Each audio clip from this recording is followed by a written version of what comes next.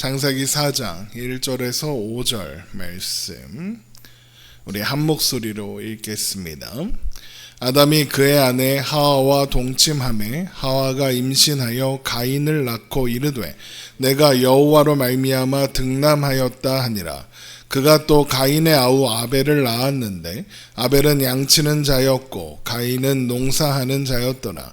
세월이 지난 후에 가인은 땅의 소산으로 제물을 삼아 여호와께 드렸고 아벨은 자기도 양의 첫 새끼와 그 기름으로 드렸더니 여호와께서 아벨과 그의 제물은 받으셨으나 가인과 그의 제물은 받지 아니하신지라.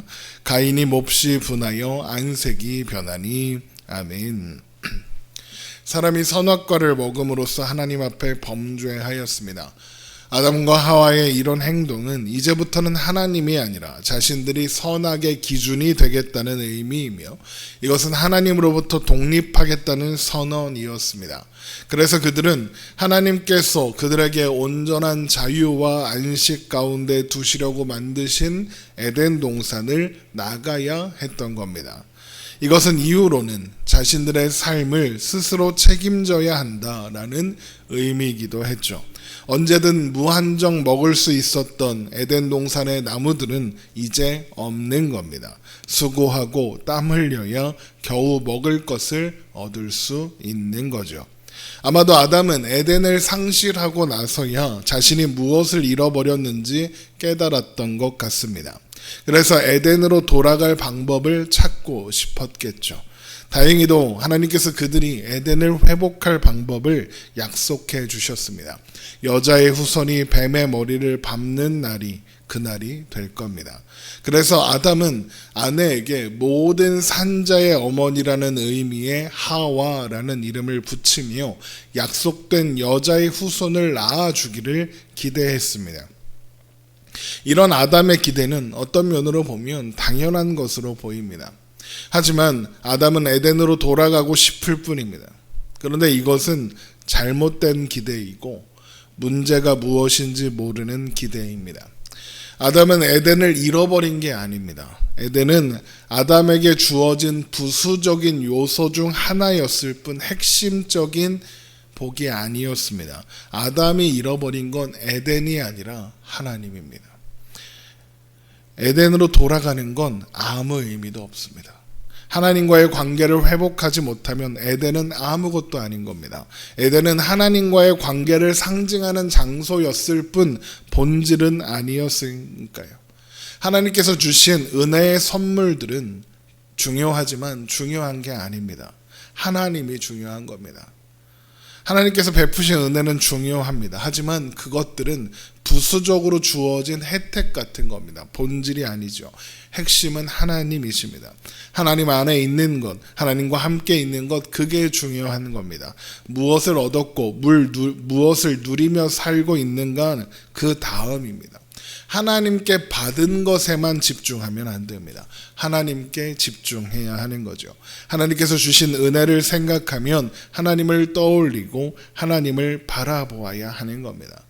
그런데 아담이 원하는 것은 하나님과의 관계 회복이 아닙니다. 에덴을 회복하는 거죠. 그래서 아내에게 하와라는 이름을 주고 어떻게 해서든 뱀의 머리를 밟을 여자의 후손을 낳아내라고 요구하는 겁니다. 하나님께서 주신 은혜를 하나님보다 우선시하고 있는 거죠. 또한 그래서 아담이 첫 아들과 둘째 아들의 이름을 가인과 아벨로 짓는 겁니다. 창세기 4장 1절입니다. 아담이 그의 아내 하와와 동침하며 하와가 임신하여 가인을 낳고 이르되 내가 여호와로 말미암아 득남하였다 하니라. 하와가 가인을 출산하자마자 내가 여호와로 말미암아 득남하였다라고 말합니다. 하와가 출산의 기쁨을 하나님께 돌리고 감사한다 이런 의미로 이런 말을 하는 걸까? 그렇지 않습니다. 하와는 지금 기대에 부푼 겁니다. 드디어 여자의 후손이 태어났다. 내가 드디어 여자의 후손을 낳았다.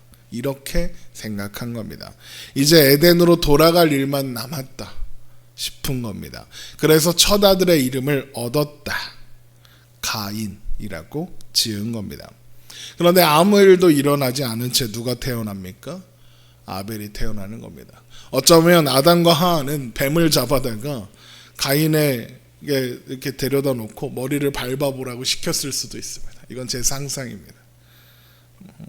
물론 그런 일을 했다고 해도 아무 일도 일어나지는 않았겠죠. 가인은 여자의 후손이 아니라 남자의 후손, 아담의 후손이었으니까요. 그렇게 기대에 한껏 부풀어 있던 두 사람에게 충격적인 일이 발생하는 겁니다. 그게 뭐냐? 두 번째 아들의 탄생이죠. 아벨이 태어난 겁니다. 왜 그게 충격적인 일이냐? 가인에게 걸고 있었던 기대 때문입니다. 가인으로 인해서 이제 에덴으로 돌아가기를 기대하고 있는데 아직 소식이 없는데 둘째 아들이 태어난 겁니다.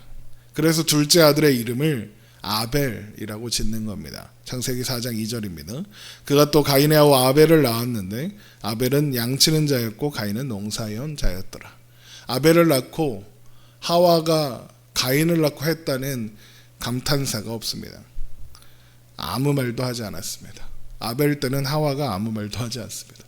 물론 그냥 기록이 되지 않은 걸 수도 있지만 아무 말도 하지 않은 게 맞는 것 같습니다. 왜냐하면 이름을 아벨로 지었기 때문입니다. 여기에서 아벨은 헛됨, 수증기, 안개, 한숨, 아무것도 아님, 먼지 이런 뜻이거든요. 허무하다 이겁니다. 왜 이런 이름을 지었겠습니까? 가인이 에덴으로 돌아가게 해줄 여자의 후손인 줄 알았는데 아무 일도 일어나지 않은 채 아벨이 태어났으니 한숨만 나오는 겁니다. 물론 아직 모른다 이런 생각도 있었을 겁니다. 그러니 가인이 더 중요하게 느껴졌겠죠. 아벨은 걸리적거리는 존재로 보였을 겁니다. 없어도 되는 존재처럼 생각했을 겁니다. 이후 가인이 당연하다는 듯이 아벨을 미워하고 죽이는 걸 보면 아담과 하와가 가인을 얼마나 편애했는지 추측할 수 있는 내용입니다. 아담과 하와가 가인과 아벨을 차별했을 것이다 라는 추측의 근거는 또 있습니다. 그들이 하는 일을 보면 알 수 있습니다. 아벨은 양치는 자였고 가인은 농사하는 자였습니다. 그런데 농사는 아담의 직무입니다. 에덴에서 하던 일이었고 에덴 동산에서 나온 뒤에도 아담이 계속하던 일이었으며 하나님께서 흙으로 돌아갈 때까지 하라고 하신 일이었습니다. 그러니까 아담은 가인에게 자신의 가업을, 자신의 사명을 물려준 셈이죠. 반면 아벨에게는 양치는 일을 맡깁니다. 양을 치는 이유는 가죽옷이 계속 필요했기 때문일 겁니다. 아담과 하와는 에덴에서 쫓겨날 때 하나님께 가죽옷을 받았으나 그게 어떻게 만들어지는 그 과정을 또 볼 수 있었을 겁니다. 하나님께서 그때 아담과 하와를 위해 잡은 짐승이 양이었을지도 모르겠습니다. 저는 그래서 양을 치기 시작한 것이다 라고 생각합니다. 물론 제 추측이고 성경에 없는 이야기구나, 이기니까 그냥 그렇구나 생각하고 넘어가시면 됩니다.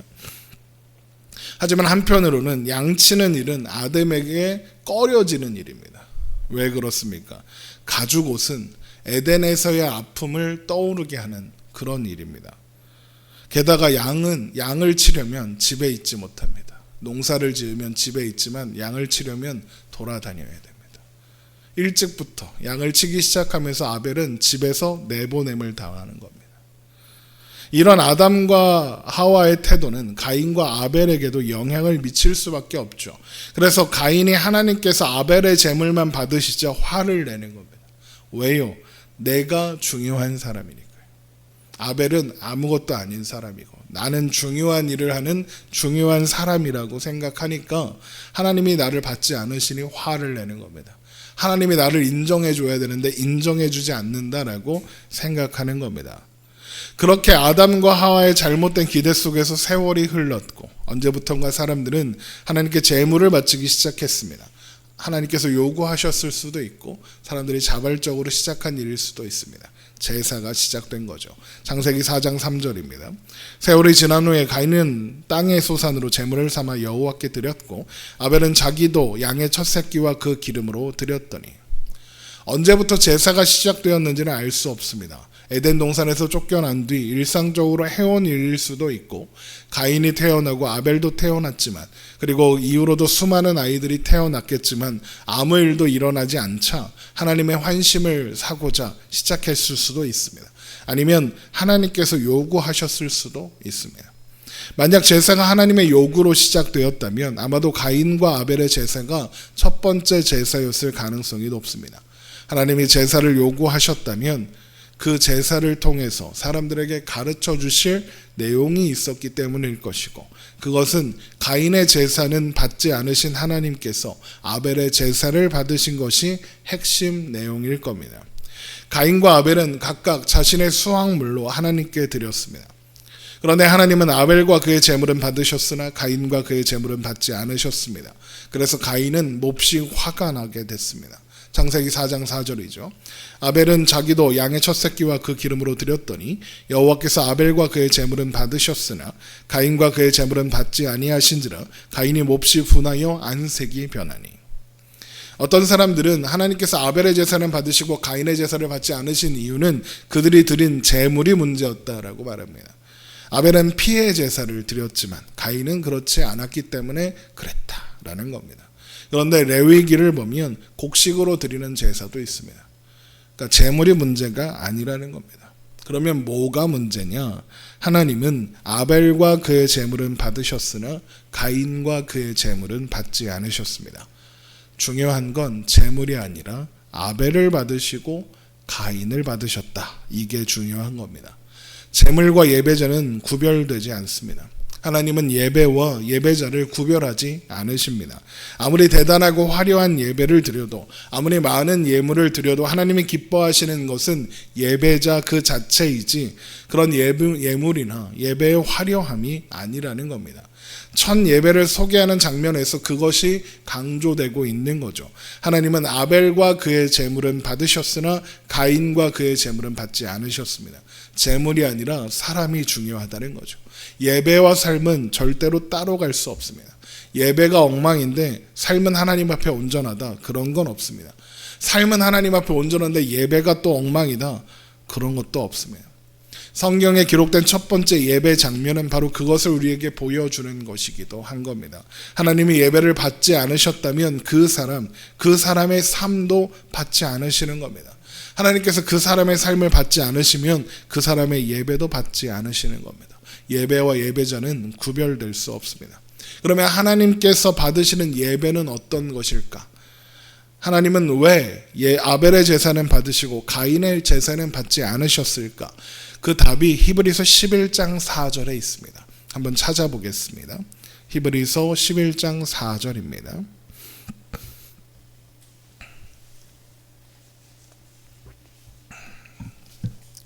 히브리서 11장 4절. 믿음으로 아벨은 가인보다 더 나은 제사를 하나님께 드림으로 의로운 자라 하시는 증거를 얻었으니 하나님이 그 예물에 대하여 증언하심이라. 그가 죽었으나 그 믿음으로써 지금도 말하느니라. 하나님께서 아벨의 제사를 받으신 건 아벨이 믿음으로 제사를 드렸기 때문이다 라는 겁니다. 그렇다면 가인은 믿음이 없는 제사를 드렸다는 거겠죠. 그런데 믿음으로 드리는 예배가 무엇입니까? 먼저 믿음은 하나님의 선하심을 의지하는 거죠. 내 힘으로 할 수 없고 나는 하나님의 도우심이 필요하다는 것을 인정하며 겸손하게 하나님 앞에 서는 겁니다. 아마도 가인도 최선을 다해 제사를 준비하고 드렸을 겁니다. 하지만 중심이 달랐다는 겁니다. 가인과 아벨의 믿음의 차이는 하나님의 선하심을 믿는 믿음의 차이입니다. 가인의 믿음은 자신의 자격을 바탕으로 한 믿음이었습니다. 일종의 확신, 거창한 제단, 많은 양의 재물, 특별한 존재로 역임을 받았던 자신, 그것이었습니다. 가인은 평생 그렇게 살았습니다. 에덴을 회복해줄 존재로 대우받으며 특별한 존재로 역임을 받으며 살았습니다. 그런 자신의 존재를 입증할 만한 훌륭한 예배를, 겉으로 보기에 훌륭한 예배를 드렸을 겁니다. 하나님께 예배를 드리겠다고 쌓아놓은 제단도 크고 화려하고 웅장했을 겁니다. 많은 양의 곡식과 과일 같은 것도 쌓아놓았겠죠. 그래서 가인은 하나님께서 자신의 제사를 받으실 거라고 확신했을 겁니다. 겉으로 볼 때 이런 모습이 엄청난 믿음으로 보였을 테니까요. 그런데 반면 아벨은 어떻겠습니까? 이름부터 먼지, 허무함, 수증기, 아무것도 아님입니다. 태어날 때부터 자격 없는 사람이었습니다. 그래서 늘 형인 가인에 비해서 왠지 모르게 주눅들어 살았을 겁니다. 목축을 해야 하면서 양을 키워야 하니까 집을 떠나 이곳저곳을 다니면서 여러 가지 위험을 만났을 겁니다. 그리고 그러한 위험을 만날 때마다 자신의 연약함, 자신의 한계를 확인하고 또 확인하게 되었겠죠. 그렇게 자신의 연약함, 한계를 깨달을 때마다 자신의 자격 없음 또한 확인할 수밖에 없었을 겁니다. 그런데 어느 날 하나님께서 자신의 형과 같이 하나님께 드릴 제사에 참여하라 라는 말을 드린 겁니다. 아마도 아벨은 그런 생각을 했을 겁니다. 내가 가서 제사를 드린다고 나 같은 사람의 제사를 하나님이 받으실 것인가? 형은 자격 있는 사람이고 형의 제단은 화려하고 웅장하니까 하나님께서 받으실 수 있겠지만 나 같은 사람의 제사도 하나님이 받으시겠는가? 이런 생각 말입니다. 그래서 그가 기대할 수 있는 건 딱 한 가지입니다. 하나님의 선하심이죠. 이런 나라도 하나님이 받아주실까? 그것을 기대하는 것. 하나님의 선하심을 기대하게 되는 겁니다. 이것이 아벨에게 주신 하나님의 믿음입니다. 그래서 하나님은 아벨과 그의 제사는 받으시고 가인과 그의 제사는 받지 않으셨다는 겁니다. 그리고 이것이 처음 사람 아담과 하와에게 하시려는 말씀인 겁니다. 가인이 아니라 아벨을 보라는 겁니다. 에덴이 아니라 하나님을 보라는 겁니다. 너의 존재의 한계를 확인하고 하나님의 선하심에 기대라고 하시는 겁니다. 우리의 예배가, 우리의 삶이 아벨이 드린 믿음의 제사와 같기를 소망합니다. 나는 자격 없는 존재이지만 하나님의 선하심을 의지하며 손들고 옵니다. 오늘 우리가 부른 찬송처럼 천부여 의지 없어서 손들고 옵니다. 고백할 수 있기를 소망합니다. 그렇게 우리는 오늘도 하나님의 선하심에 기대어 살아가는 겁니다. 기도하겠습니다.